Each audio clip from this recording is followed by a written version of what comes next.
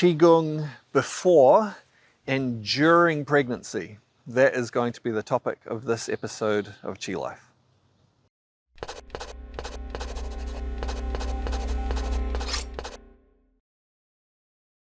So this one is another request from someone who teaches Qigong, and they said they've got a student who's just told them that they're pregnant, and just asking about anything to do with Qigong, maybe the types of Qigong someone should do before they're pregnant, and then also anything maybe they should avoid when they're pregnant. Now, of course, if their students are already pregnant, it's too late for Qigong before they're pregnant. But I'll talk about that first, and then I'll talk about anything that they should avoid once they're pregnant.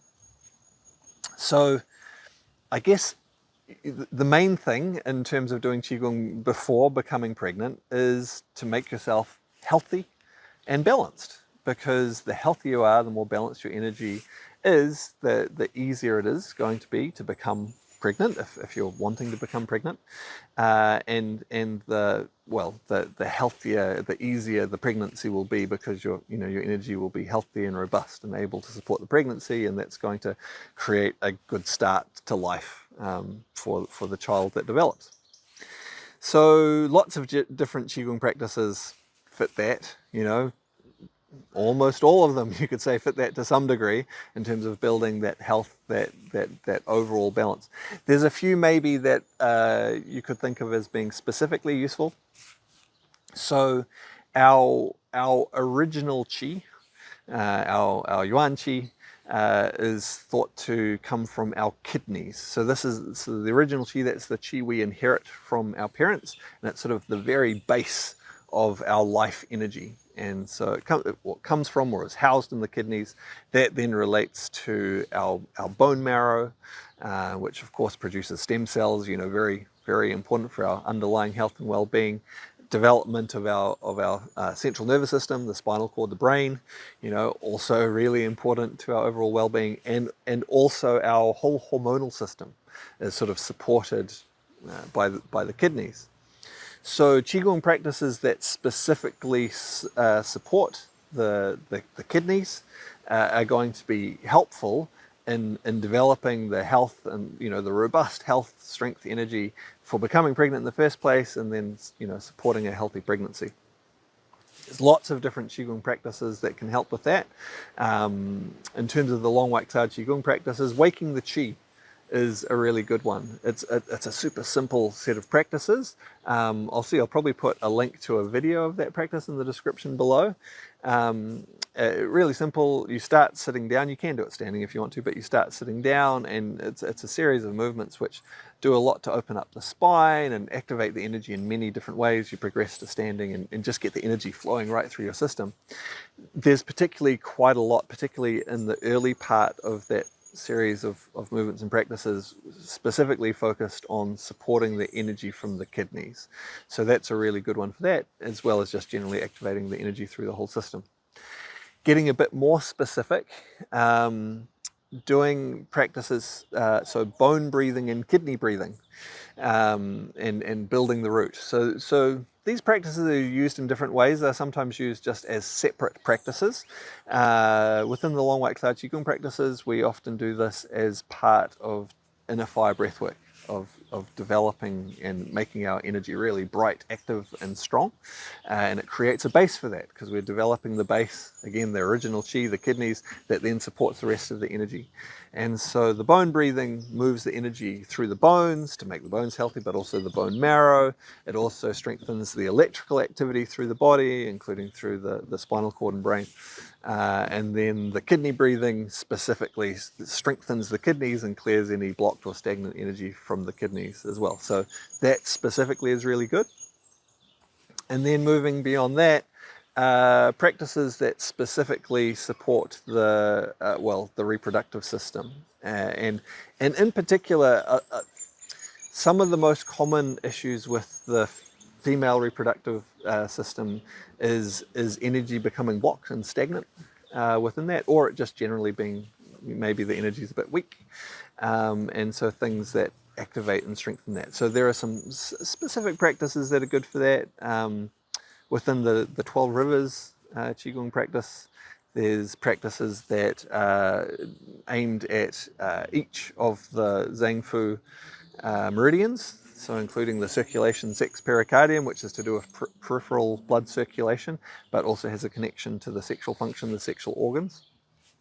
The inner fire breath work, which I mentioned already in terms of the bone breathing, the kidney breathing, the root breathing, the rest of the inner fire breath work is also really good in terms of strengthening sexual function. It's not just sexual function, obviously, it's our energy overall. But in particular, we do a lot to clear any stagnant energy from the abdomen and just clear that all out and then activate that energy to get it strong and healthy. And so this is going to strengthen the blood flow, strengthen the energy in general.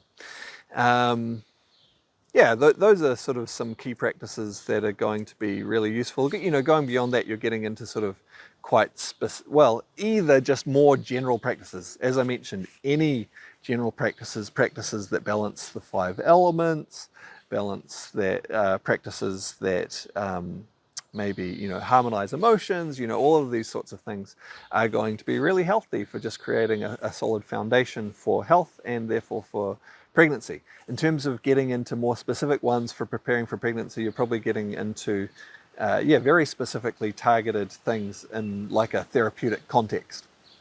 So I won't go into that in this video, but those are some general sort of practices that are helpful.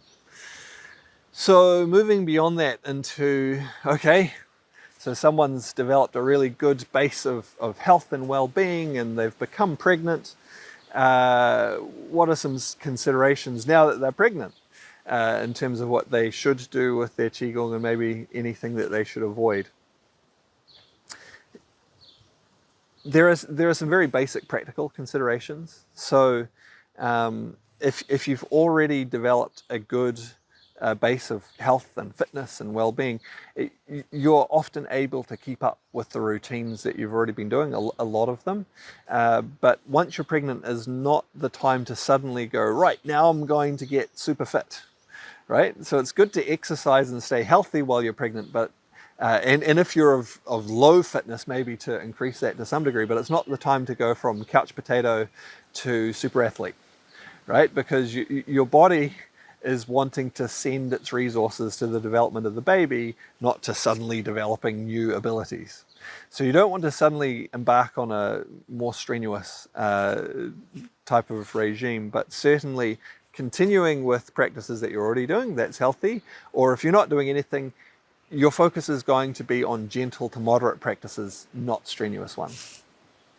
Now within that, there are some practices that you should avoid and others that you should be careful with.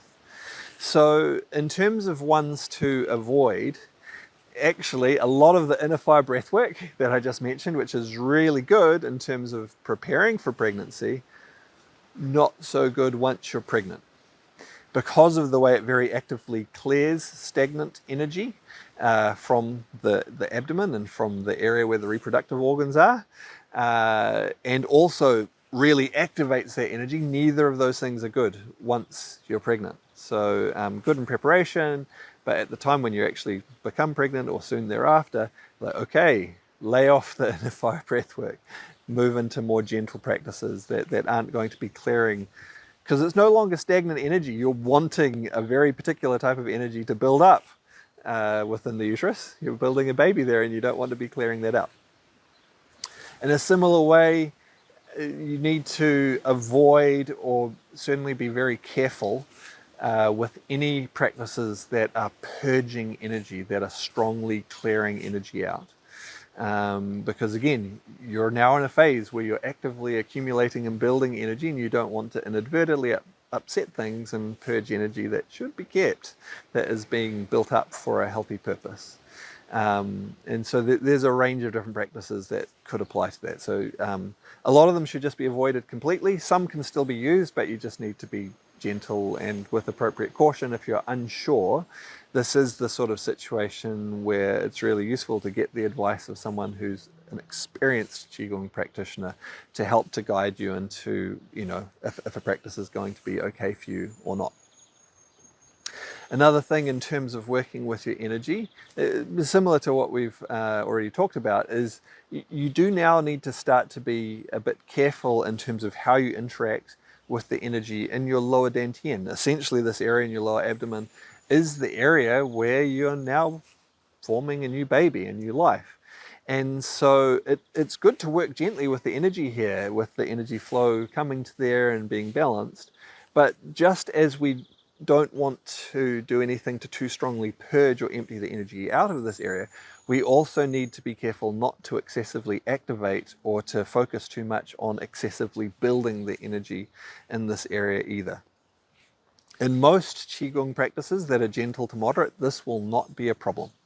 But you're going to want to avoid practices that are, strongly focused on building the dantian. You want to work with this area gently as you have a very precious, delicate new life forming in this area. There are then some just really practical things that you need to be a bit more aware of while pregnant. So one of them is, well, again, working with the abdomen with movements that may compress through this area, because there's different movements where you bend and twist and stretch in different ways. You're going to need to be gentle with these sorts of movements so that you don't excessively physically compress and squeeze this area or cause problems there. For a lot of movements, that will mean you can still do them. You just need to be gentle with them. But as the baby gets larger, there will be some movements you'll want to avoid altogether. Another one is some women, when they're pregnant, can have some blood pressure issues. Not all.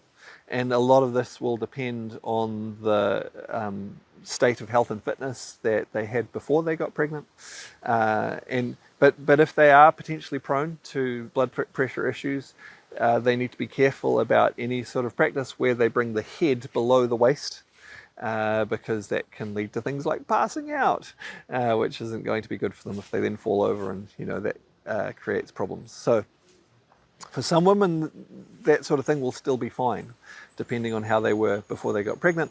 But for others, yep, they need to be careful about putting the head below the waist. And so most of the time, you can modify practices so that you don't need to do that. Anyway, a few little guidelines of practices that are useful before pregnancy, and then also things to think about and some things to avoid once pregnant in terms of Qigong practice.